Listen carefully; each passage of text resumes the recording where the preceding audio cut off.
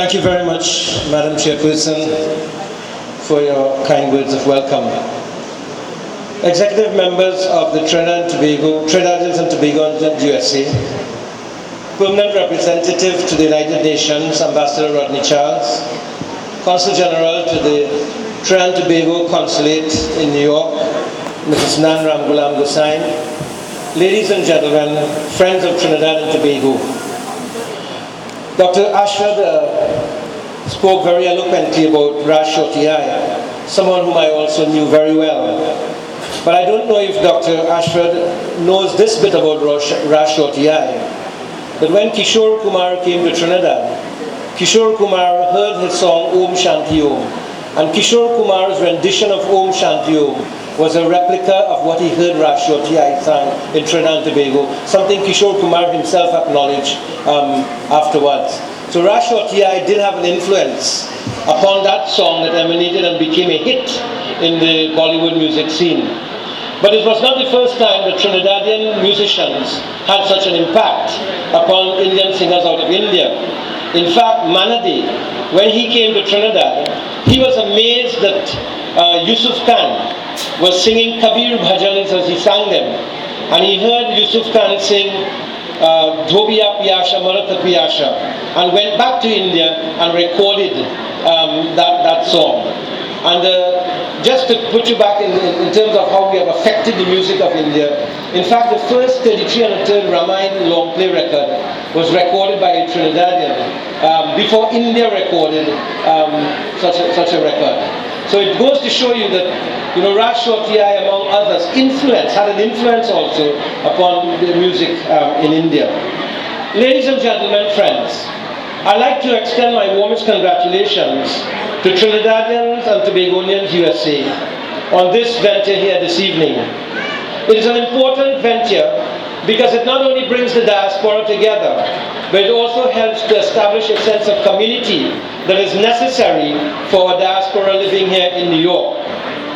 It promises to be a brotherhood and a sisterhood that is so important in terms of mutual support for each other. It is important to promote the presence of Trinidad and Tobago, not only in New York, but in all parts of the United States of America. And this organization can do so in a very profound and very emphatic way by not only celebrating the cultures and the festivals of Trinidad and Tobago, but by going beyond that and becoming promoters for Trinidad and Tobago in terms of the image of Trinidad and Tobago and what Trinidad and Tobago represents and stands for in the international community. Too often we hear the complaint that not enough people know enough about Trinidad and Tobago.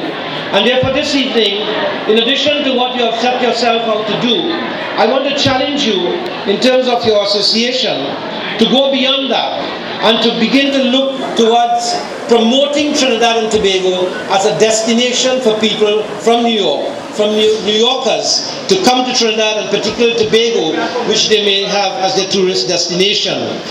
I also want you to think of promoting Trinidad and Tobago here in terms of manufactured products out of Trinidad and Tobago.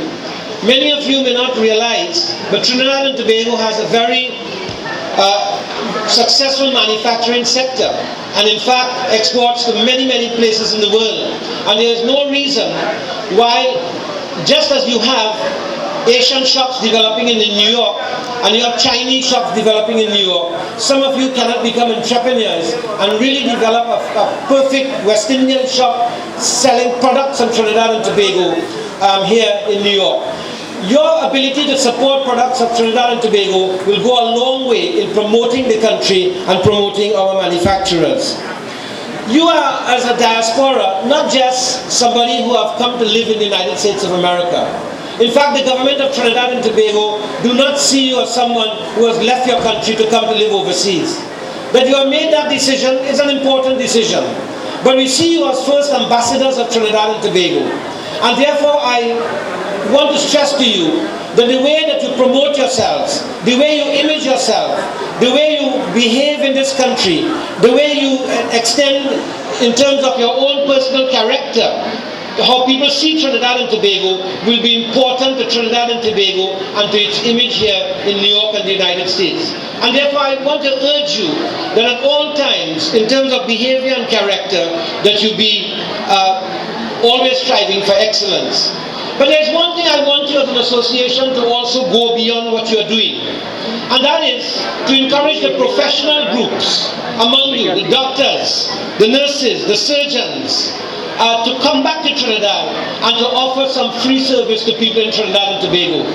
Right now, every month, I receive some medical team from the United States of America, consisting mainly of Americans. But I know in this country that there are many doctors and there are many other professionals, dentists and so on, who have qualified in the United States. And if you really want to say that we want to do something as a diaspora for Trinidad and Tobago, then contact me and come back with a group of doctors and let us do something for people who are in need of medical attention in the country. For example, there are 10,000 people now in Trinidad and Tobago needing cataract surgery. And I'm sure there are some good eye specialists here. If you intend, you can come to Trinidad and Tobago. We can provide you with the surgical facilities and you can provide the skills. In this way, your association will go beyond a mere celebratory association and will become part and parcel of the development in Trinidad and Tobago. Many of you are wondering about what's happening in Trinidad and Tobago with respect to the state of emergency. The state of emergency was a very courageous act by the Prime Minister of Trinidad and Tobago and the Cabinet in order to deal with runaway crime in the country. Trinidad and Tobago has become a drug transshipment point, and there are a lot of Colombian and Mexican cartels that are now entering the Caribbean and perhaps Trinidad and Tobago. The rate of murders was too high. The rate of personal injury and serious offences against the person was too high. And the Prime Minister took the decision that we are going to do what we were voted into power to do, and that is to reduce the crime rate in Trinidad and Tobago. And what has happened in the last 5 weeks, I want to tell you. From August 15th to today, 3,111 persons have been arrested as of 8 o'clock this morning. Among them, 449 persons belonging to gangs. These were gangs who they would go on the streets in the middle of the day, jump in your car and pull out your chains and pull out your watch and so on while they were under CCTV cameras. They couldn't care if they were seen or not. So 3,111 persons arrested, 449 were gang members, and also 600 persons were arrested for drug offences.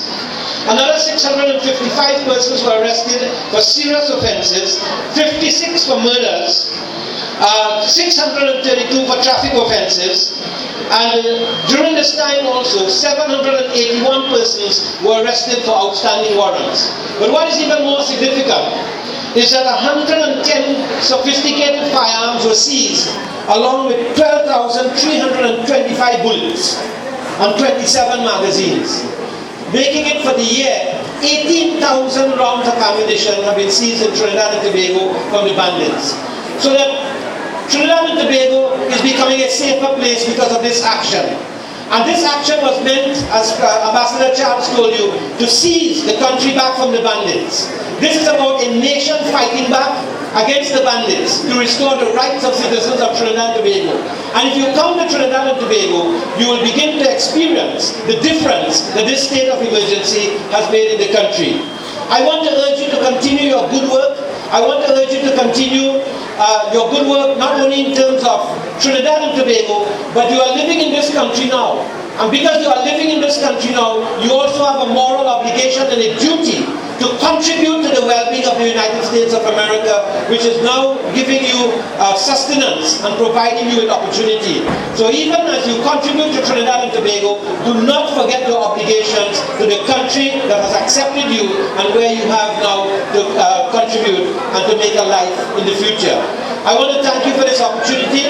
I want to congratulate the organizers, especially my friend Carl, at whose home I've come on several occasions for Ramayana Yagnas, and I look forward to coming back and perhaps to talk with you again as to how we might carry not only this dialogue forward, but a program of action that will make you very proud, not just in terms of, as I said, celebrating festivals and occasions like Republic Day you are doing today, but also contributing by way of your professional skills to the development of Trinidad. Thank you very much, and happy Republic Day.